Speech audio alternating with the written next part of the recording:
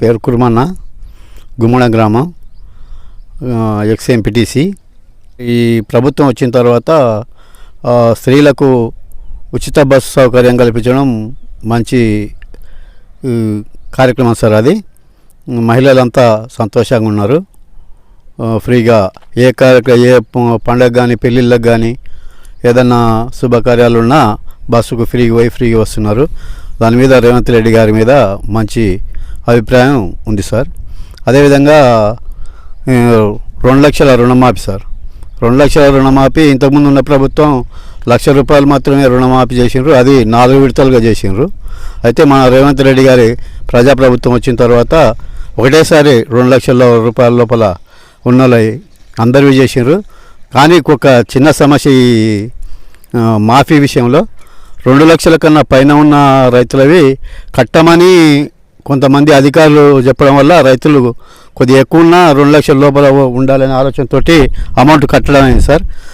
కట్టిన తర్వాత వారికి 2 లక్షలు కొంతమందికి మా ఊళ్ళో దాదాపు 20-30 మంది కానీ వెళ్తారు సార్. దాదాపు 200-300 మందికి పైన మాఫీ అయింది. కానీ 20 మందికి అట్లా ఈ 2 లక్షల పైన ఉన్నందువల్ల వాళ్ళు కట్టినా మళ్ళీ అది అందలేదు సార్. అదొక్కటి కొద్దిగా వెల్తీగా ఉంది. తర్వాత గ్యాస్ సిలిండరు, ఉచిత కరెంటు, ఇవి పేద ప్రజలకు చాలా ఉపయోగకరంగా జనంలో మంచి ఉంది సార్. అదేవిధంగా ఈ ఇందిరమ్మ ఇండ్లు మా ఊరికి 33 వచ్చినాయి సార్. ఇప్పటికీ ఇంకా 17 సార్ ప్రపోజల్ పంపన్నాడు మా స్థానిక ఎమ్మెల్యే గారు. ఆ 17 కూడా శాంక్షన్ చేయించిస్తున్నాడు. అదేవిధంగా మా ఊరికి వచ్చేసి ఇప్పుడు రేషన్ కార్డులు కూడా సార్. రేషన్ కార్డులు 12 సంవత్సరాలు బీఆర్ఎస్ పార్టీ వాళ్ళు ఉండి ఒక్క రేషన్ కార్డు కూడా మా గ్రామానికి రాలేదు. ఈరోజు నిన్ననే మా ఎమ్మెల్యే గారు పెబ్బేరు మండలంలో కలెక్టర్ గారి ఆధ్వర్యంలో, ఎమ్మెల్యే గారి ఆధ్వర్యంలో మా గ్రామానికి తర్వాత మండలానికి వచ్చేసి 2400 రేషన్ కార్డులు నిన్ననే పంపిణీ చేయడం జరిగింది. అది జనంలోకి బాగా పోయింది సార్. నిన్న మొన్న రేషన్ కార్డులది ఇంకా విస్తృతంగా పోయింది. మన రేవంత్ రెడ్డి గారి మీద ఈ రేషన్ కార్డుల విషయం వస్తాలకు ఇంకా పాజిటివ్గా మంచి అభిప్రాయం పోయింది సార్ జనంలోకి. ఇటువంటి కార్యక్రమాలు చేస్తూ ఉన్నాడు. ఇంకా చేసేది ఏంటంటే ఇది కొత్త పింఛన్లు సార్. ఆ పింఛన్లది చేస్తే బాగుండే. 2500 మహిళలకు ఇస్తామని చెప్పినాం కదా, ఆ మీని కూడా చేయాలనేది జనంలో ఉన్న అభిప్రాయం సార్. నా పేరు వెంకటరామరెడ్డి. నేను పెబ్బేరు మండల్ సీనియర్ కాంగ్రెస్ లీడర్గా పనిచేస్తున్నాను.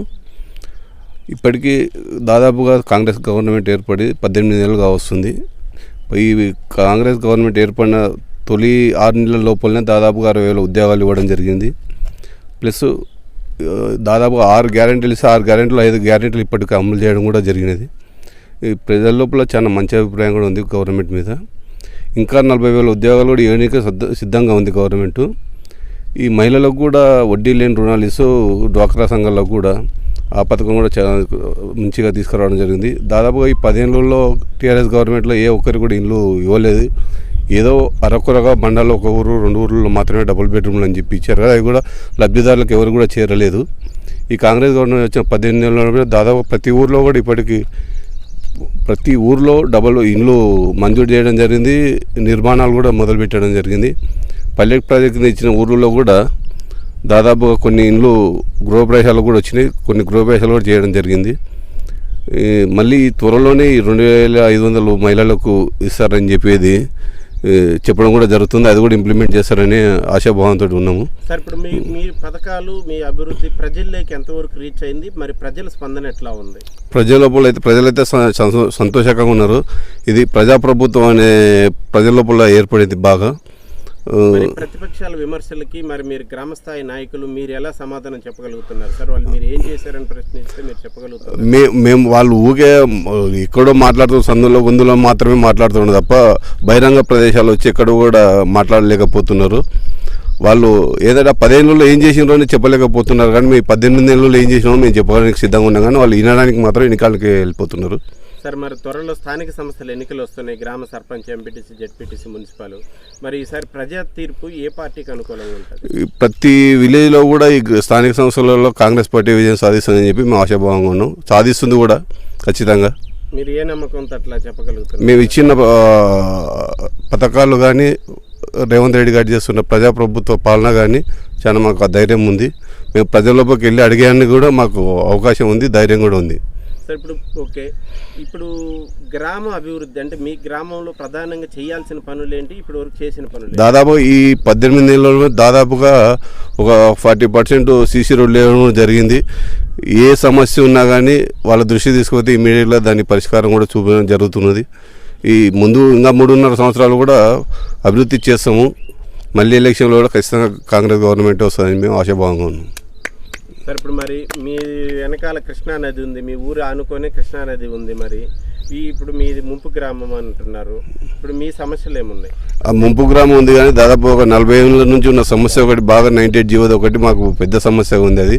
అది ఒకటి తీరిస్తే కూడా ఈ రేవంత్ రెడ్డి గవర్నమెంట్ ప్రభుత్వంలో మనం మామనాథ్ జిల్లా వాసి ఉమ్మడి మామనాథ్ జిల్లా ఆయన ద్వారానే అవుతుందని చెప్పి మేము ఆశాభావంగా ఉన్నాము. Okay sir, thank you. Okay. నా పేరు సుధాకర్, గుమ్మడం గ్రామాధ్యక్షుడిని.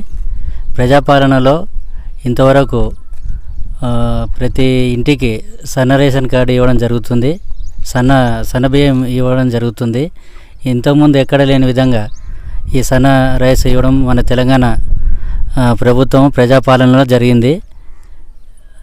దాంతోపాటు ఈ ఎస్సీ వర్గీకరణ ఎన్నో ఏళ్ళ నుంచి ఉన్న సమస్యను మన ముఖ్యమంత్రి వర్యులు యనమల రేవంత్ రెడ్డి సార్ ఆధ్వర్యంలో ఈ సమస్య పరిష్కారం జరిగింది. అదేవిధంగా 42 రిజర్వేషన్ అనేది కూడా బీసీలకు 42 రిజర్వేషన్ అనేది పెద్ద కార్యాచరణ అయింది. ఇప్పుడు ఎలక్షన్లో ఖచ్చితంగా ఈ 42 రిజర్వేషన్ సక్సెస్ చేసి ప్రజలకు ఎలక్షన్లకు వెళ్తాడని ఆశాభావం వ్యక్తం చేస్తున్నాను. అదేవిధంగా మన కొల్లాపూర్కి రేవంత్ రెడ్డి సార్ గారు వచ్చినప్పుడు మాకు ఈ శ్రీశైలం ప్రాజెక్టు బ్యాక్ వాటర్ కింద 67 గ్రామాలు ఉమ్మడి మహబూబ్నగర్ జిల్లాలో 67 గ్రామాలు ముంపుకు గురైనవి. గత పాలకుల వలన మాకు ఎలాంటి ఉద్యోగాలు రాలేదు. ఇప్పుడు జెడ్పోలు గ్రామానికి వచ్చినప్పుడు మాకు మంత్రివర్యులు జూపాలి కృష్ణారావు ఆధ్వర్యంలో, అదేవిధంగా మా ముఖ్యమంత్రి వర్యులు యనమల రేవంత్ రెడ్డి సార్ గారు హామీ ఇవ్వడం జరిగింది. శ్రీశైలం నిర్వాసితులకు న్యాయం చేస్తానని హామీ ఇవ్వడం జరిగింది, నమ్మకం ఉంది. అదేవిధంగా మా నియోజకవర్గ ఎమ్మెల్యే తూడి మేఘారెడ్డి సార్ గారు ప్రతి ఏ సమస్య వచ్చినా కూడా ప్రజలకు అందుబాటులో ఉండి ప్రతి ఒక్క సమస్యను పరిష్కారం చేస్తున్నాడు. సరే, ఓకే. ఇప్పుడు ప్రజల్లో ఇప్పుడు మీ ప్రభుత్వ పాలన దాని మీద మీకు అభిమానం పెరుగుతుందా తగ్గుతుందా? ప్రజల్లో అయితే చాలా నమ్మకం పెరిగి ఉన్నది. గత 10 సంవత్సరాల కన్నా ఈ 18 నెలలు పాలన అందరికీ సంతోషకరంగా ఉంది. అది పెబ్బేరు మండలంలోని గుమ్మడ గ్రామానికి చెందిన ఎం వెంకటేశ్వర్లు అని మాట్లాడుతున్నాను. ఈ ప్రభుత్వం వచ్చినప్పటి నుంచి 18 నెలల నుంచి ఈ మన ముఖ్యమంత్రి గారు యనమల రేవంత్ రెడ్డి గారు ఈ చాలా కార్యక్రమాలు పెట్టి ఈ రైతు భరోసా మరియు ఈ సన్న బియ్యం తినడానికి కూడా ప్రతి ఇంటికి 3 నెలలు అడ్వాన్స్గానే బియ్యం ఇచ్చిండు కాబట్టి తినడానికి చాలా ఆనందంగా ఉంది. కాబట్టి ఈ రుణమాఫీ కూడా చేసిండు. ఎన్నడూ ఏ ప్రభుత్వం 10 ఏళ్ళ క్రితం ఉన్నటువంటి టీఆర్ఎస్ ప్రభుత్వం కూడా రుణమాఫీ చేయనటువంటిది ఈ అంశాన్ని ఈ 18 నెలల్లోనే వచ్చినటువంటి కాంగ్రెస్ ప్రభుత్వం నెరవేర్చింది. కాబట్టి ఈ మన ఇంతటితో నేను ముగిస్తున్నాను. దాదాపుగా కాంగ్రెస్ ప్రభుత్వం ఏర్పడి 18 నెలలు మాత్రమే జరిగినది. ఈ 18 నెలల్లో చెప్పిన అన్ని హామీలు అమలు చేస్తూ చెప్పని కూడా కొన్ని చేయడం జరిగినది. ఇంకా ఈ ప్రభుత్వం 3.5 సంవత్సరాలు ఉంటుంది. 3.5 సంవత్సరాల్లో ఇంకా ఎంతో అభివృద్ధి చేసి చూపించి చెప్పని పథకాలు కూడా అమలు చేసి వచ్చే 3.5 ఏళ్ల తర్వాత కేంద్రంలో కానీ రాష్ట్రంలో కానీ మళ్ళీ కాంగ్రెస్ ప్రభుత్వమే అధికారంలో వస్తుంది కదని చెప్పి ఈ స్థానిక సంస్థలు కూడా ఖచ్చితంగా కాంగ్రెస్ అభ్యర్థులను గెలిపిస్తామని చెప్పి కోరుకుంటూ ఖచ్చితంగా గెలుస్తారని ఆశాభావంతో ఉన్నాము.